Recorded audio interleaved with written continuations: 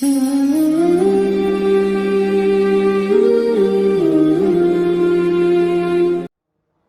بڑی مزے کی بات سناتا چلوں. حضرت طفیل ابن عمرو دوسی قبیلہ دوس کے رہنے والے، وہ فرماتے 4 سال تک میں دیکھتا رہا سیدنا عمر رات میں اٹھتے اور پھر مدینے کی ایک جنگل کی طرف چلے جاتے. 4 سال تک میں دیکھتا رہا ایک گھر میں داخل ہوتے، سیدنا عمر واپس نکلتے. حضرت طفیل ابن عمرو دوسی فرماتے ایک دن میرے خیال آیا آخر دیکھنا چاہیے حضرت عمر کہاں جاتے، کیا کرتے خلیفۃ المسلمین. ایک دن پیچھے پیچھے ہو لیا، چلتے جاتے، ادھر دائیں دیکھتے بائیں دیکھتے، لیکن میں آڑ سے چلتا رہا، چلتے چلتے چلتے چلتے ایک لمبا چلنے کا جو ہے وہ زمانہ پورا ہوا اور کئی کلومیٹر چل گئے. اس کے بعد 1-2-4 جھوپڑ پٹیاں نظر آئی، ان میں سے ایک جھوپڑی کے قریب پہنچے اور پھر دائیں بائیں دیکھا اور دھڑاک سے اندر داخل ہو گئے. بہت دیر گزر گئی، بڑی دیر کے بعد سیدنا عمر باہر تشریف لائے. اب میں تو تحقیق کرنے کے لیے پہنچا تھا. طفیل ابن عمرو دوسی فرماتے میں قریب گیا اسی دروازے کے اور دروازے میں داخل ہوا، پردے کو ہٹایا، اندر داخل ہوا. دیکھتا کیا ہوں ایک کونا ہے، اس کونے کے اوپر کھجور کی چٹائی بچھی ہوئی ہے اور اسی پر ایک بوڑھی اماں سو رہی ہے. قریب جا کر دیکھتا ہوں زمین پیروں تلے سے نکل گئی، آنکھوں سے اندھی ہے، ہاتھوں میں برس کی بیماری ہے اور پیروں سے اپاہج ہے.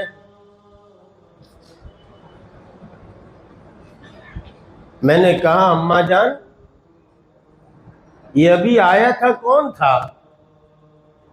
تو کہا بیٹے مجھے نہیں معلوم، 4 سال سے کوئی آتا ہے. اچھا تو یہ کرتا کیا ہے؟ کہا بیٹا میں بوڑھی ہو گئی، میں آنکھوں سے اندھی ہوں، پیروں سے اپاہج ہوں، میں کچھ کر نہیں سکتی. جب مجھے استنجے کی ضرورت ہوتی ہے میں 2-4 پلٹی لگاتی ہوں اور یہی استنجا کر کے واپس چٹائی پر آ جاتی ہوں. رات ہوتی ہے تو یہ اللہ کا بندہ آتا ہے اور سب سے پہلے جو ہے وہ گھر کو دھوتا ہے، اور اگر نہانے کی ضرورت ہو تو مجھے نہلاتا ہے، اور اگر جو ہے وہ ذرا سے دھونے کی ضرورت ہو تو دھلاتا ہے، اور اس کے بعد جو ہے وہ ہانڈی چڑھاتا ہے اور ہانڈی میں کھانا پکاتا ہے. اور چونکہ میرے بیٹے میرے منہ میں دانت نہیں ہے تو یہ کھانے کو اپنے منہ میں چباتا ہے اور چبا کر پھر میرے منہ میں ڈالتا ہے. میں نے کہا امی جان آپ جانتی ہو یہ کون ہے؟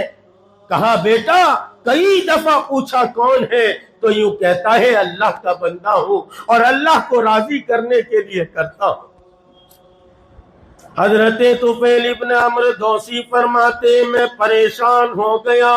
آخر امیر المؤمنین خلیفۃ المسلمین کتنے جو ہیں وہ آگے نکل گئے اور میرے دل میں کہنے لگا اور طفیل تو کچھ بھی کر لے حضرت عمر کی نیکیوں کو نہیں پا سکتا، امیر المؤمنین کی نیکیوں کو نہیں پا سکتا.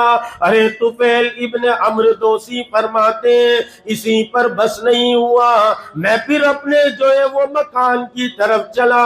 دل میں خیال آیا، دل نے ایک صدا دی کہ کیوں نہ امیر المؤمنین کے دروازے پر جایا جائے، کیوں نہ خلیفۃ المسلمین کے دروازے پر جایا جائے. کہتے ہیں میں تہجد کے وقت پہنچ گیا.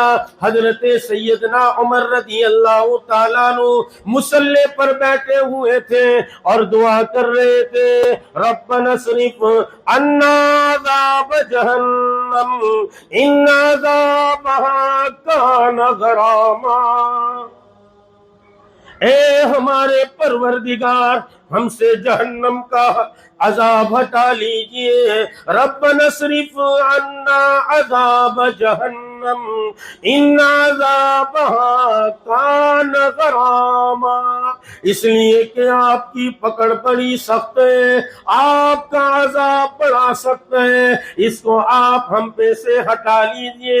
پیچھے سے طفیل ابن عمرو دوسی کہتے ہیں رات میں بڑھیا کا پاخانہ صاف کرنے والے، چاپ کرنے والا کھلانے والے، اس کے کرتے کو دھو کر جو ہے سکھانے والے، اس کو بہترین چٹائی پر سلانے والے، اس کے گھر کی صاف صفائی کرنے والے، رات بھر جاگ کر انسانیت کی مخلوق کی خدمت کرنے والے، اگر تجھے رب کریم جہنم میں جلا دے تو پھر ہم جیسے نااہلوں کا کیا ہوگا؟